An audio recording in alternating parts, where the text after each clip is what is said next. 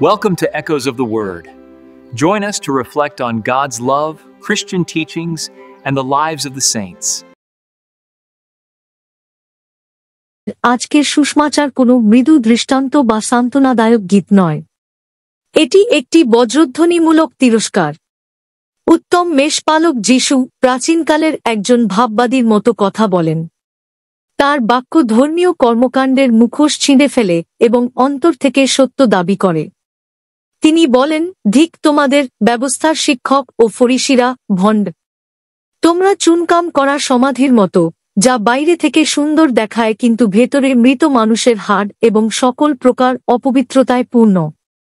এটি একটি তীক্ষ্ণ প্রতিচ্ছবি, একটি সাদা রং করা কবর, সূর্যের আলোতে জ্বলজ্বল করে, তবুও ভিতরে মৃত্যুকে লুকিয়ে রাখে। এবং এটি কেবল প্রাচীনকালের ফরিসিদের জন্য একটি শব্দ নয়। এটি আমাদের নিজেদের আত্মার সামনে রাখা একটি আয়না। ইহুদি জগতে নিস্তার পর্বের আগে সমাধিগুলিকে চুনকাম করা হতো যাতে লোকেরা দুর্ঘটনাক্রমে তাদের স্পর্শ না করে এবং অশুচি না হয়। যিশু সেই রীতি মেনে চলেন এবং একটি পালিশ করা ধর্মের বিপদ উন্মোচন করেন, যা একটি কলুষিত হৃদয়কে লুকিয়ে রাখে। ফরিসিরা পবিত্র পোশাক পরতেন, শাস্ত্র উদ্ধৃত করতেন এবং নির্ভুলতার সাথে দশমাংশ দিতেন। কিন্তু তাদের ভেতরে গর্ব, উচ্চাকাঙ্ক্ষা এবং অবজ্ঞা ছিল। যিশু অসম্পূর্ণতার নিন্দা করছেন না, তিনি অভিনয়ের নিন্দা করছেন। ভণ্ডামি মঞ্চ অভিনয়ের শব্দ থেকে এসেছে। এবং তাই আমাদের জন্য প্রশ্নটি সহজ, আমরা কি কখনো কখনো একটি ভূমিকা পালন করি, পবিত্রতার একটি পালিশ করা চিত্র তুলে ধরে গোপনে ঈর্ষা, বিরক্তি, লালসা বা অহংকার পোষণ করি?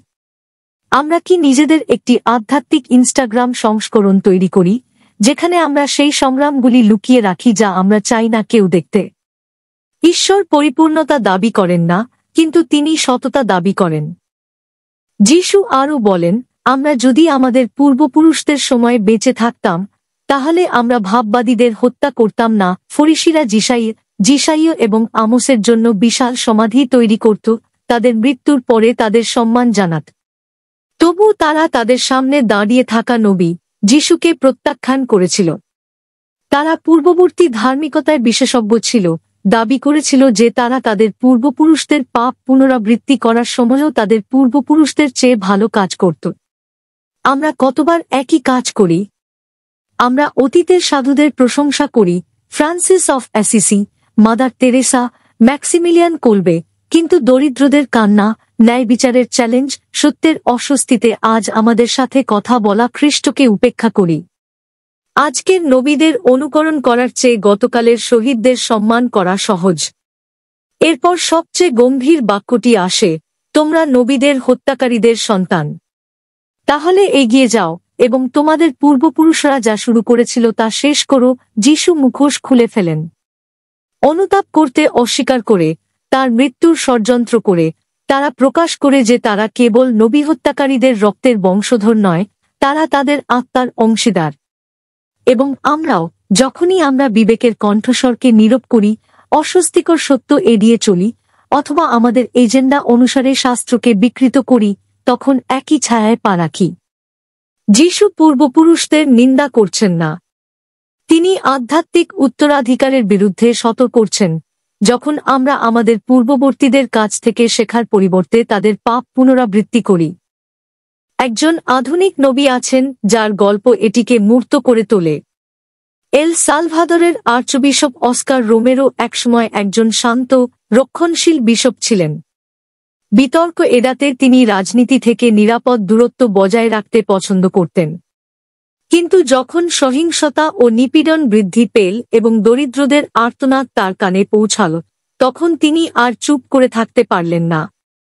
তিনি সাহসের সাথে প্রচার করতে শুরু করলেন, অসহায়দের রক্ষা করতে শুরু করলেন এবং খ্রিস্টের কণ্ঠে অন্যায়ের বিরুদ্ধে প্রতিবাদ জানাতে লাগলেন।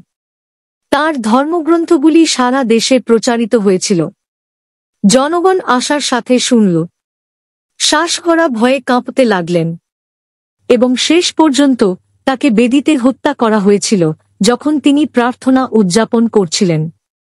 রোমেরোর জীবন আমাদের মনে করিয়ে দেয় যে এটি পবিত্র দেখানোর বিষয় নয়, এটি খ্রিস্টের মতো হয়ে ওঠার বিষয়। তিনি নিজের সাদা ধোয়া সমাধি ভেঙে ফেলেছিলেন এবং সত্যের মূল্যবান অনুগ্রহ বেছে নিয়েছিলেন, এমনকি মৃত্যু পর্যন্ত। সম্রাটের নতুন পোশাকের গল্প আছে। একজন নিরর্থক শাসককে প্রতারিত করে বিশ্বাস করা হয় যে সেই জাদুকরি পোশাক পরে।